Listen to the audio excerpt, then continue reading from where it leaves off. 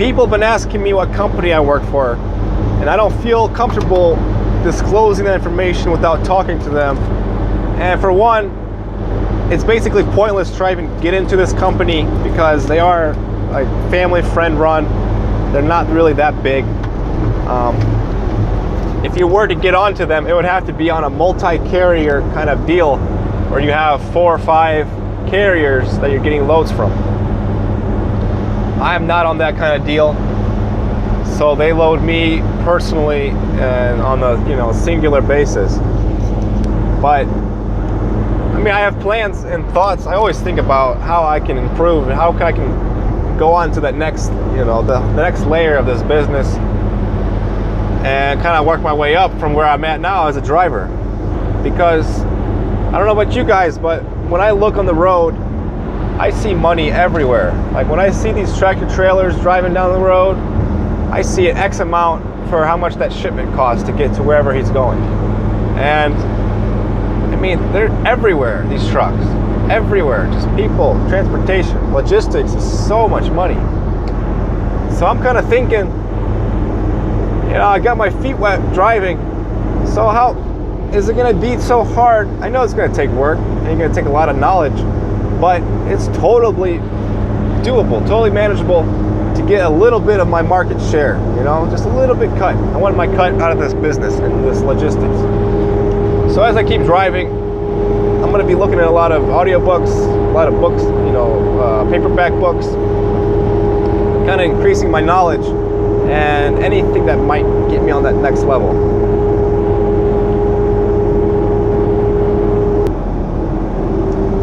My load home that I wanted to get, which I talked about in my last video, it never happened. The load from Texas. So I made the decision to drive home empty, which is about 700 miles. And sometimes you got to make choices like that because, I've driven over 2,000 miles before. I got a family, and there'll be situations where it's a holiday weekend and you're far from home, your wife misses you. Well, I've done it, 2,000 miles. And you're going to write off all those miles. Why not? You're on the road, you're spending fuel, no one's paying you, so you might as well get what's yours, at the end of the year with taxes. But I probably had a pretty good chance to get a load today if I would have keep waiting. It's Friday right now, and I left yesterday night. But I have an appointment at Mercedes dealer because I got a problem right now that I really need to get fixed. And if they can fix that problem, I'll be ecstatic and so happy. It'll be worth the decision. It'll be worth the money I could have made potentially. It doesn't matter at that point because I'm fixed. I'm driving at the speed I need to go. So I'm going to make that risk and go to Mercedes and kind of put it all on them to fix my van. Which Mercedes has been pretty much like a last case scenario. I've never been to them, but I know they have all the software, all the computers to kind of go through all the electronic components, see exactly what's going on, read my computer, my ECU. So I'll make a video about that. Hopefully that comes into a positive result. Now I also want to talk about I incurred 2 fees from PayPal. Well, actually, I just spoke to PayPal not long ago, and they told me that the fees were for my bank. But I got a little bit eBay happy, or Amazon happy, because I shop between Amazon and eBay, whichever has the best product for the right price. I do a lot of research. I buy the right stuff. You want to follow me and see what I bought? I just spent about $1,000. Well, $300 that was on my wife. But $700, I made $700 investment to my business. I made that choice because I wanted to see what difference would, what kind of difference would happen if I started treating this like an actual business.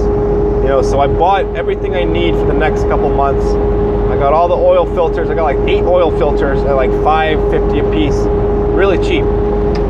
For Heinz German-made filters, that's a pretty good price. If you want to buy an oil filter, if you're stuck in a position at AutoZone, you're going to spend $20 on a Mobile One or a mobile oil filter for Sprinter.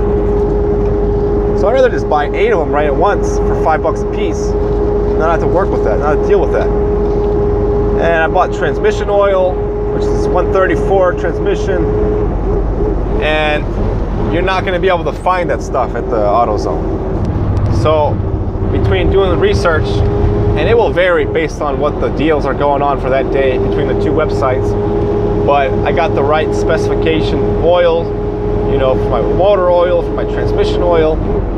I bought carbon air filters, fuel filters. What else I buy? Transmission gaskets, 13-pin connector, transmission filters. You know, I've got a lot of good stuff. But also one of the most exciting parts that I bought a pressure or tire pressure monitoring system. And it's actually, it also charges with a solar. I guess it has some kind of solar charging capabilities. And I'm really excited about these because it's just these little caps that you just take off your tire lugs and you put on the ones that supply you. There'll be a little marking like this is your left-right tire sensor.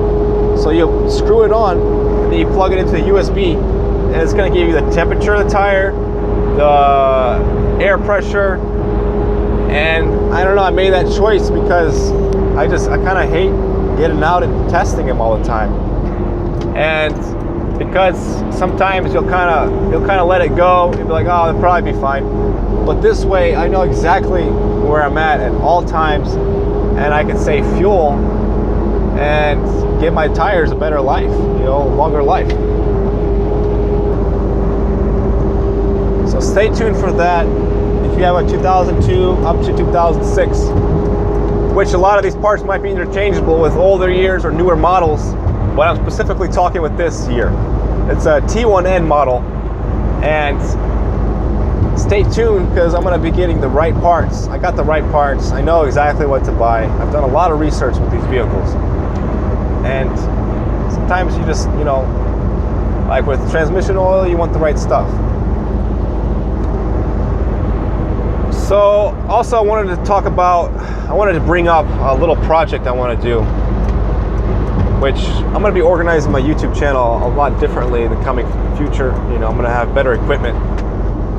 Not only that, but I'm going to have different sections, you know, where I might have a weekly video log that's cut up with all the, you know, different footage. And then I might also have a Sprinter repair. And then I might have this project that I want to talk about.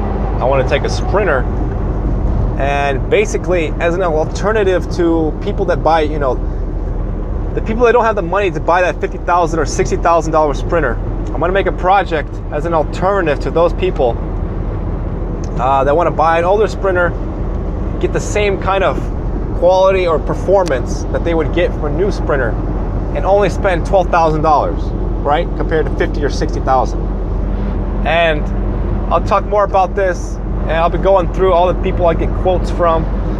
Like I got different remanufactured engine companies on the line that I want to get different quotes and see what the best price I can get. And I'll be changing out all the parts, turbo, you know, not alternator, but most of the components that I don't want to be fixing on the side of the road are going to be changed. I'm going to swap out, get performance brakes, performance shocks, maybe an anti-sway bar, new tires, even new paint. I'll add into this budget. And I'm going to create this vehicle as a, you know, alternative. Not only expediters, but I think there's a lot of people interested right now in this kind of business, or not business, but into these vehicles as a whole and making RVs out of them. It actually has its own kind of niche group online of people taking these vans and creating RVs. Well, I've been looking at these RVs, and you got Airstream, like companies like Airstream. Man, they got Sprinter RVs. They're like over $100,000 or more. And that's actually, I want to make that another project down the line to make an RV.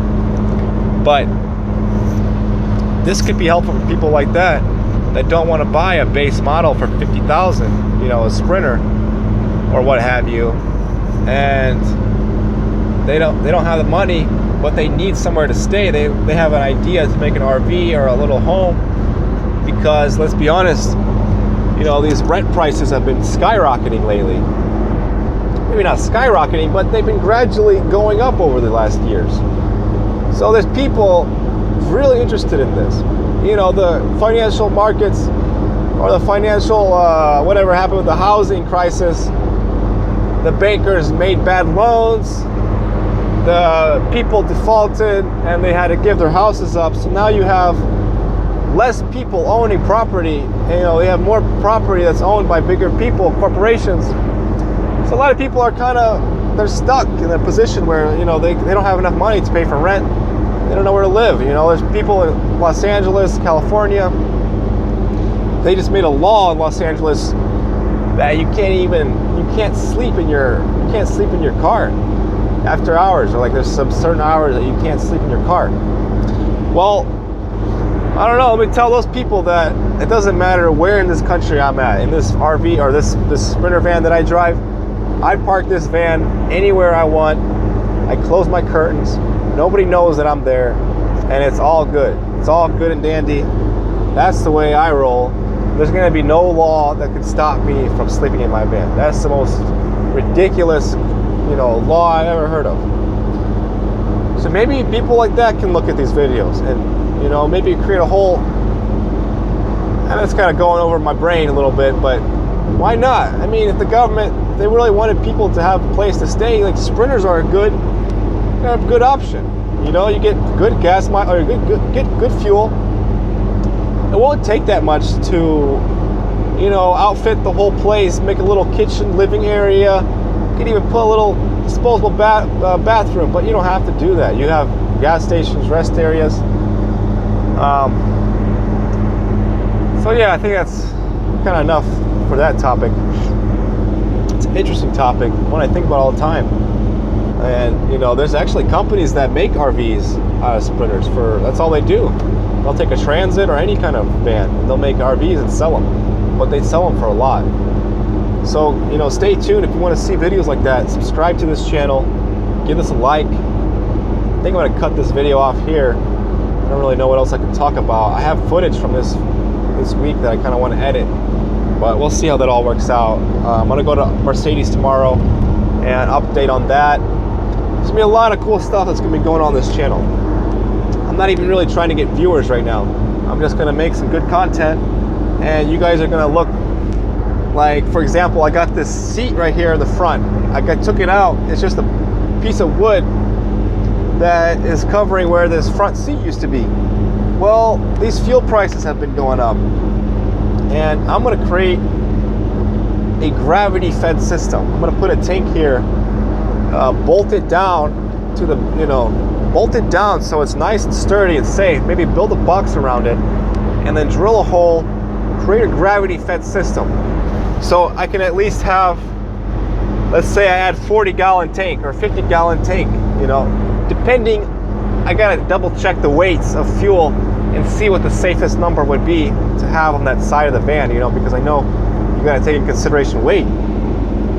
But projects like that, you're definitely gonna wanna subscribe and see what I come up with, or what other people I'm working with come up with, because, you know, I don't know too much. I have to do a lot of research of my own, but I know I can accomplish something like that. And why not? If I can find a good source for fuel, I will fill that sucker up and get the cheapest I can find, you know, and just drive, and I'll save time on my fill-ups, because I'm not spending money on food and the rest, or I'm buying food at grocery stores, so I don't have to stop and buy food at the little travel stops, or, you know, Pilot, Flying J. There's no need for me. So I'd rather have this fuel tank and save time and money also. So stay tuned for that. Now I'm cutting this video off. It might be running on a tangent. I don't know. It's hard when you're driving. You just have to kind of go with it. There's not too much structure. So I hope you guys enjoy this video. Subscribe and like if you did. I'll see you guys next time.